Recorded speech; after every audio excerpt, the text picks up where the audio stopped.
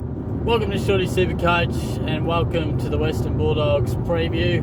We are back in the car, we're on the road, just making my way to the Grampians. Still got about an hour and a half to go, so it's nice to kill a bit of the time and get a little bit done while we're at it. So we're going to take a look at the Dogs, their lock, risk, break even, no chance for my side. And yeah, if you haven't caught all these previews, I will put them in a playlist. There's already a playlist happening, and once this one goes up, that'll be complete. So yeah, if you haven't seen them all, or there's a couple you missed, they're nice and accessible there for you to have a crack at. So, and I'd love you to just let me know what videos you'd like to see sort of leading up to the season.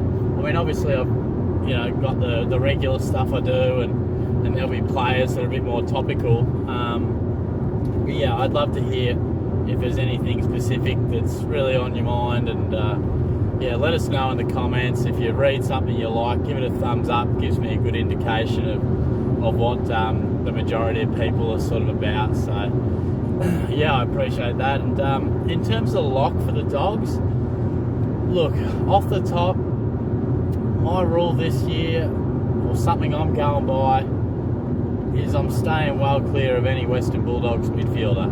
Now, there's just so much going on. You've got Bonds and Pally, you've got Treloar, you've got Libba, you've got Mcrae. Where's Dunkley going to play? You got Bailey Smith, and if I didn't say Treloar coming to the club, you got him, and I've probably missed one. There's just so much happening, and it's great for the club, but it's bloody difficult to sort of select and pinpoint which one is going to average 114, which one's going to average 108, and which one might just average 103.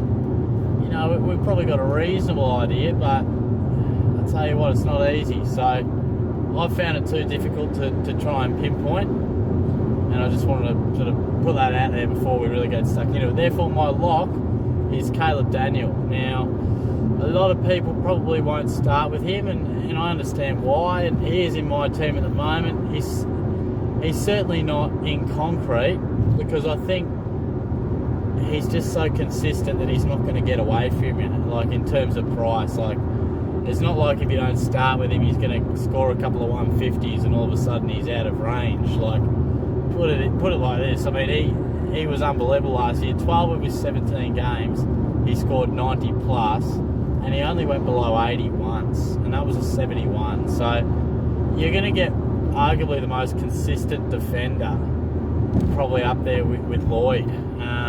Look, you're not going to get the ceiling. Oh, that's fantastic, that is. Alright, well, that's probably what you get when you buy some piece of crap from China on eBay to try and film in the car, but that's alright. Where was I? I think I was talking about Caleb Daniel, and yeah, one score under 80, 71 it was, and he's supremely consistent. And you talk about some guys are tricky watching in terms of Supercoach. They can be hit or miss. You almost hold your breath whether today's the 140 or it's the 70. Daniel's not like that. He's probably one of the easier watches you'll get. So if you want just a stress-free selection that's just going to average high 90s, early 100, he's your guy.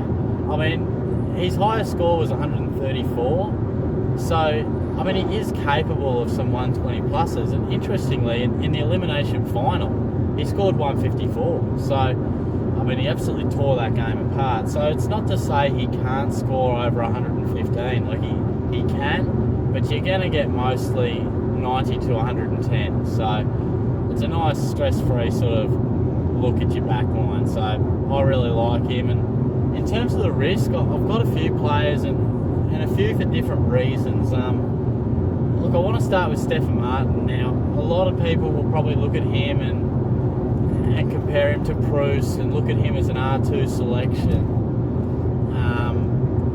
But I think the risk is that he just plays second fiddle to English, and that's what I'm anticipating. I still think English is the future. I think he can be a dominant force this year. Yeah, he probably needs a little bit of help, but I think that's about it. I just think he needs a bit of help. I don't think he needs another year as an apprentice or playing second string. I think Stefan Martin will be the backup to English, unless the doggies feel that English is a better forward. but I feel like that would just stunt his growth. So let's identify what sort of a role Martin's going to play, but I just think his best footy is well behind him, and we'll just see a bit of a mentoring role. You know, he'll have his good games, but he's more at the club to get English through and maybe play some significant roles at certain stages of the year. I don't think he's the sort of guy that is just going to be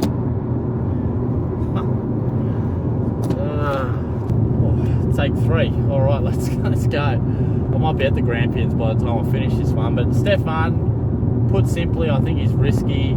I'm definitely favouring Bruce. You've got like 30k between them, and Bruce is on the way up. He wants to be the number 1 man, should get that. Martin, you know, finishing off his career and helping out a youngster. So for me, it's simple. I'd be treading carefully. And Josh Dunkley's another guy.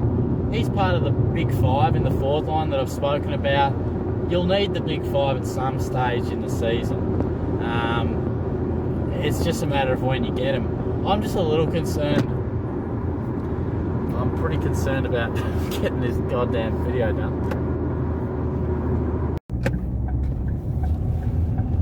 Okay, let's do this. I was tightening the wrong screw, so that's probably why it kept falling down. Shorty is quite the handyman.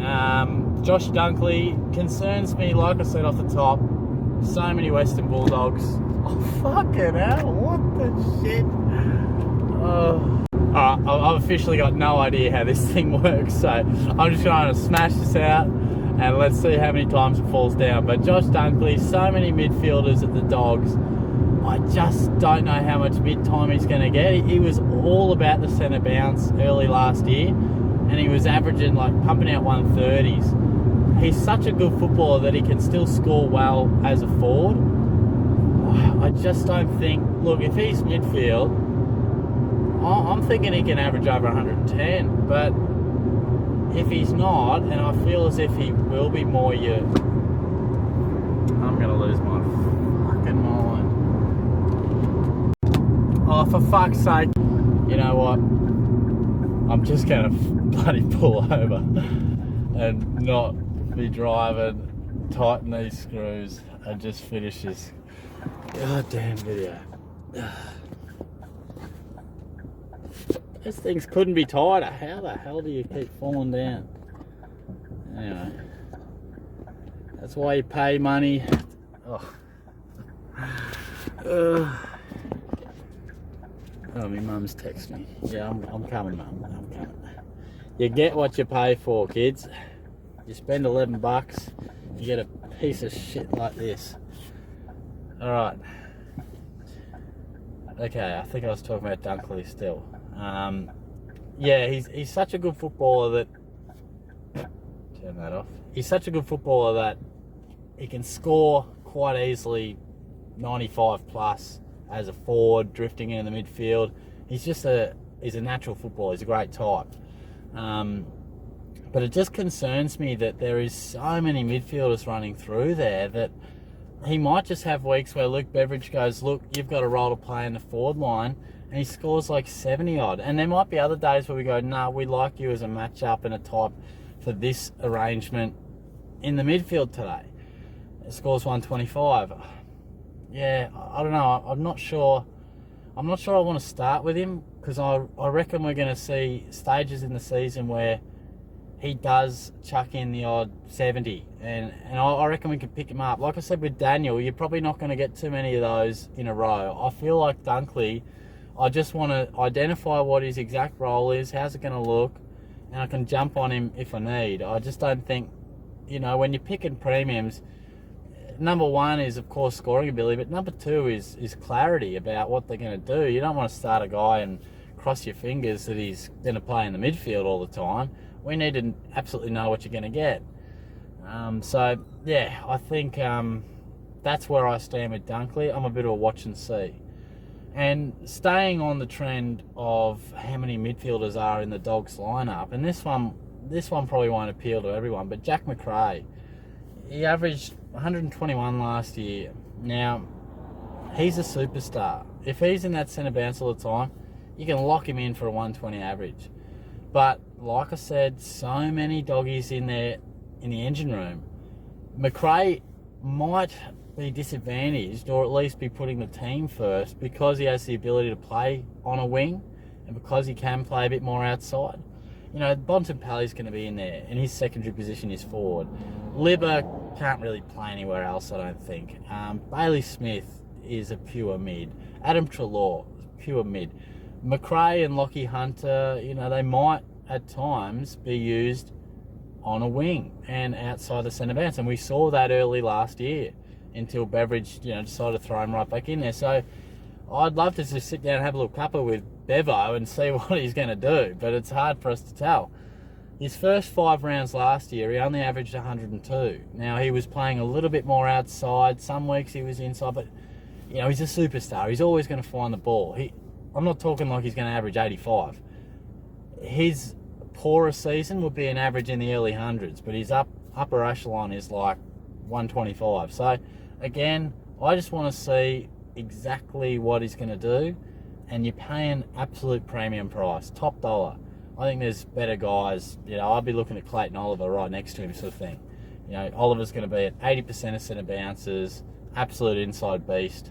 You know, you can just sleep easy at night knowing that.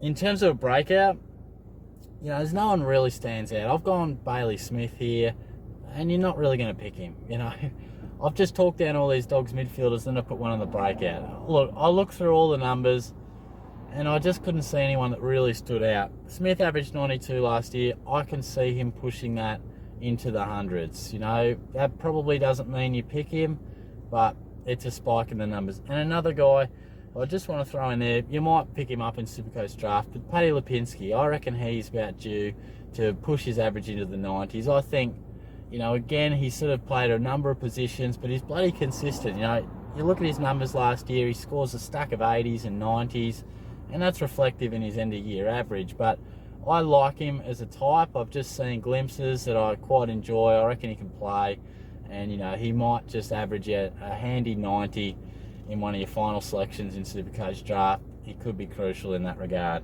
No chance for my side. We'll continue on this Bulldogs flavour in the midfield, and it's Adam Treloar. And it's not about, you know, contesting the midfield minutes. It's more about his body.